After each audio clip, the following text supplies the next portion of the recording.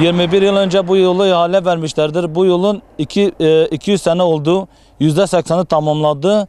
%20'si geri kaldı. Şu anda 4 tünelde bu tünel dağlar arasında geçiyor. Şırnak ile Cizre yolu 45 dakika 50 dakika sürüyordu. Eğer arabalar zaten orada tek şerit kullanıyordu.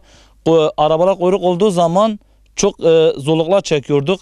Yani 1,5 saatte yolda kalıyorduk. Şu anda bu yeni yolda 25 dakika daha erken gidiyoruz. Cizre Şırnak tünelinden daha erken gidiyoruz. Eskiye göre çok güzel.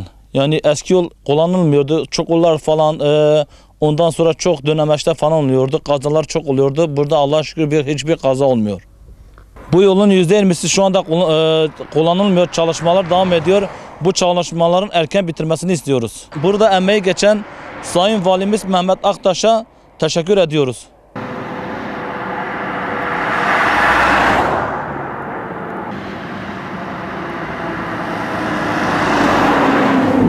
وبكي مسيرة زعفن هري ما وأسفاطه وين شكريا نوني وتتبيجي بس وياك ولا باقي ده صورتش يعني يخلص نوبي وكي مسيرة زعفن وراس هناك شكرنا اللي بليه هري خلصنا دي شكرنا وري بروجو ري سباحية أما ما لسه نشكريا خوش هري خوش يعني لزرقاوي خوش يعني جاي ممنون أنا جاي ممنون ده خوفه